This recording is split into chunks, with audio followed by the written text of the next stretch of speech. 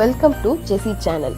Friends, இன்றைக்கி நம்ம பார்க்க போகிறது என்னென்னா பூரி எப்படி செய்யும் போது நல்லா புஃப்னு வரும் அப்படின்றத நம்ம பார்க்க போகிறோம்.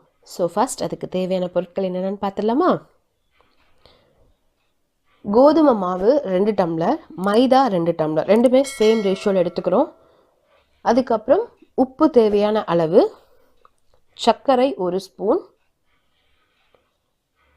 அந்த உப்பையும் சர்க்கரையையும் நம்ம தண்ணியில் நல்லா மிக்ஸ் பண்ணிவிட்டு எடுத்து வச்சுருக்க மாவில் ஊற்றி ஒரு 2 ஸ்பூன் எண்ணெய் ஊற்றிக்குங்க. அதிலே மாவுலேயே ஊற்றி நல்லா இந்த மாதிரி பிசைஞ்சு எடுத்துக்கிறோம்.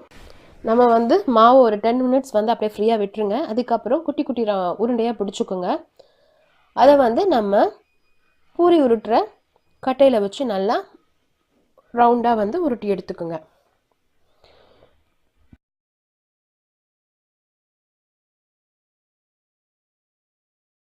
அப்புறம் ஒரு பேனில் நல்லா எண்ணெய் ஊற்றிக்கோங்க. நிறையா எண்ணெய் நல்லா காஞ்சதும் நம்ம எடுத்து வச்சுருக்க பூரி மாவை ஒன்றா போட்டு நம்ம எடுக்க போகிறோம். அதில் எண்ணெயில் போட்டு பூரியை எப்போவுமே போடும்போது நல்லா அந்த கரண்டியை வச்சு நல்லா அப்படி எண்ணெயில் அமுக்கி விட்டிங்கன்னா தான் உங்களுக்கு நல்லா புஷ்ஷுன்னு வரும். ஸோ ட்ரை பண்ணி பாருங்கள் நாங்கள் செஞ்ச பூரியெல்லாம் எப்படி புஷ்ஷுன்னு இருக்குன்ட்டு.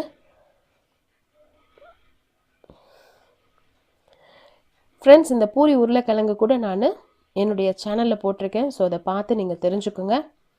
ரொம்ப ஈஸியான மெத்தடில் பூரி எல்லாராலும் எவ்வளோ ஈஸியாக செய்ய முடியும் அப்படின்றத நாங்கள் போட்டிருக்கோம். கண்டிப்பாக நீங்கள் ட்ரை பண்ணி பார்த்துட்டு உங்கள் ஃப்ரெண்ட்ஸ்க்கெல்லாம் கமெண்ட் பண்ணுங்கள். கண்டிப்பாக இதை பார்த்துட்டு நீங்கள் கமெண்ட் பண்ணுங்கள், உங்கள் ஃப்ரெண்ட்ஸ்க்கெல்லாம் ஷேர் பண்ணுங்கள். இது வரைக்கும் சப்ஸ்கிரைப் பண்ணாதவங்க உங்களுக்கு பிடிச்சிருந்ததுன்னா, அந்த சேனல் பிடிச்சிருந்ததுன்னா சப்ஸ்கிரைப் பண்ணி பெல் ஐக்கானை ப்ரெஸ் பண்ணுங்கள். ஸோ நான் இனி போடுற வீடியோஸ் எதுவுமே நீங்கள் மிஸ் பண்ணாமல் பார்க்கலாம். தேங்க்ஸ் ஃபார் வாட்சிங்.